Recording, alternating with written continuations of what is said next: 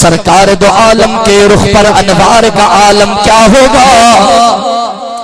سرکار دو عالم کے رخ پر انوار کا عالم کیا ہوگا؟ جب زلف کا ذکر ہے قرآن میں رخسار کا عالم کیا ہوگا؟ معراج کی شب جب اللہ نے محبوب اپنے کو بلوایا، سوچو تو صحیح ان دونوں میں گفتار کا عالم کیا ہوگا؟ جس وقت حلیمہ کی گودی انوار خدا سے روشن تھی، اللہ اکبر کبیرہ۔ اما حلیمہ دائی جی گال لکھے ہمارے توجہ کا جائے مسلمانوں، اما حلیمہ سین تھی فرماگے مکے جی سرزمین تے شدید گرمی ہوندی ہی، پوسن جو امڑیوں پنجا بچہ تھدن علاقن میں موکلیندا ہا، اتے ونجن خوش رہن پرورش اتے تھے۔ اللہ اکبر۔ دائیوں ایدیوں ہو اما حلیمہ بے طائف کھا آئی، دائیوں طائف کھا آئیوں۔ اما حلیمہ چاہے تھی مجھے ڈاچی ڈبڑی ہی، سب دائیوں پہنیا پہنچی ویوں، ما سبقہ آخر میں آئیوں۔ دائیوں حضور جدرت آئیوں تو چومبار آہے، چومبار آہے پر یتیمہ، اللہ اکبر، یتیم بدھی کرے۔ دائیوں چھڑی دیو ویوں، چھڑی دیو ویوں، چھڑی دیو ویوں۔ اما حلیمہ آئی، دروازوں کھڑکائیں، اندر آئی، چیمبار آہے، اما آمنہ چوبار آہے پر بار یتیمہ، اللہ اکبر۔ اما حلیمہ چوبار یتیمہ کو مسئلہ کون ہے بلا مکہ پہنجے بار جو دیدار تک کرایو، زیارت تک کرایو، اور توجہ کو جائے۔ اما سین فرمائے تھی رما مدینے جے میر جے وزہا وارے چہرے جو دیدار کم ماں حیران رہ جیوے۔ سبحان اللہ۔ چوندے دکتے بدھائی دو میں ماں حضور جے چہرے جو دیدار کم حیران رہ جیوے۔ اللہ اکبر۔ ماں ساتھن کے چوندو ہاں حضور جے دروازے تے جیتریوں بھی تائیوں آئیوں موٹی ویوں، پان نہ موٹیوں حضور جے دروازے تا موٹا انوارو کائنات جو رب ہو۔ اب موٹا انوارو کے رہو، محبت سا موٹا انوارو کے رہو، کائنات جو رب ہو۔ اما حلیمہ آئی، اما حلیمہ جے پکھے میں مدینے جو میر ہو۔ اما حلیمہ آیا پنج مڑس کے جم بار یتیمہ پر ڈاڑھو سہنوا، ڈاڑھو حسینہ، ڈاڑھو جمیلہ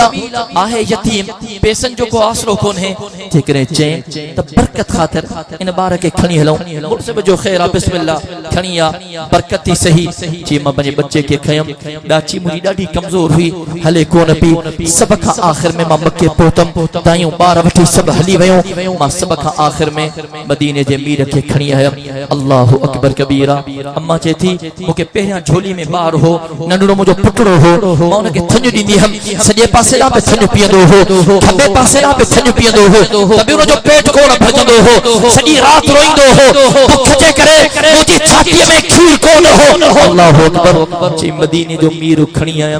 جنہیں کھیر جو ٹائم تھو ماں پنجے بچے کے کھیر دنم پیٹ بھرے کھیر پیتیں، مدینے جے میر کے کھیر دنم پیٹ بھرے کھیر پیتیں، بئی پیٹ بھرے سیراب تھی ویا، بئی سمی پیا ڈٹھم تمجن چھاتر میں انیا بھی کھیر موجود ہو۔ سبحان اللہ۔ چوندے دا بدھائی نو میں محبت سا چاہیے نا سبحان اللہ۔ اللہ اکبر کبیرہ۔ جو مرسلت ہو ڈاچی ڈبڑی ہی ابا ایف ایکس کار میں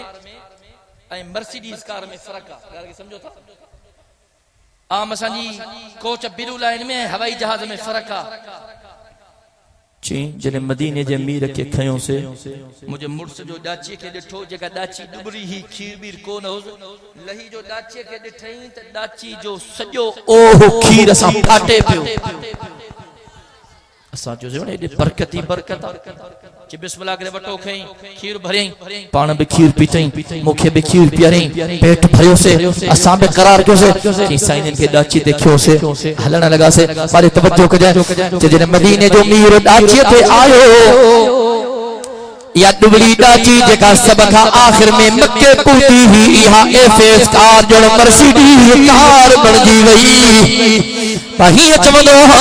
یا مرسیڈیز کار نمبر ہوائی جہاز بن جیو چین آچی یہ پیہلے اللہ اکبر جے کے تائیوں مکاؤں پیرا پار کھڑی روانہ تھی گئے انہاں دائن تھا کراس بھی کدی ہوئے انہاں جانورن تھا کراس بھی کدی ہوئے انہاں ناچن تھا کراس بھی کدی ہوئے وہ تائیوں چڑھ لگو حلیمہ خیر کھائے ہو آچی تبدیل کئی تھی سا جانور تبدیل کے تھی سا ناچو مانگان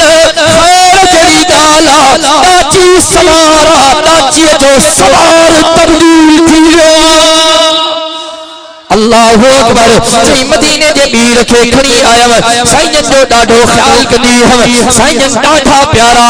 حضور جے برکت دیکھ رہے سائیں بڑو کہت پل ہو جو بکریوں چلن جلائے ویڈیو ہو خالی پیٹ موٹی ویڈیو ہو کھڑن میں کھیر نو دو سائیں جے اکھا مدینے جو میر آئے اللہ اکبر سائیں جو بکریوں چلن ویڈیو ہو پیٹ میں بھرل موٹ دیو ہو تکیر سامن اوہ بھرل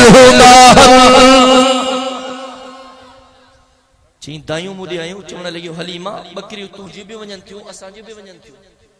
تو جو بکریوں چری فلتھی بھرجی موٹی تھیو چن کھیر سام بھرل موجو بکریوں بے اوہی ساگی ڈبری تھیو موٹن کھیر بے کونے چھا مسئلہ چیما انہوں کے چمدہ تاکہ گال سندھ میں نہیں دی تب برکت کہہ دیا کہ بہرحال جنہیں ڈاچن بکریوں خالی موٹن لگیوں انہوں چھا کیوں پہنجن بکرن کے ماں حلیمہ جے بکرن ساں گڑائے موکلیوں بلہنن ساں گڑ ونجن کھائی پیا چن کہ عجیب اتفاق جنہیں شام جو بکریوں موٹن پیوں اللہ اکبر کبیرہ موجو بکریوں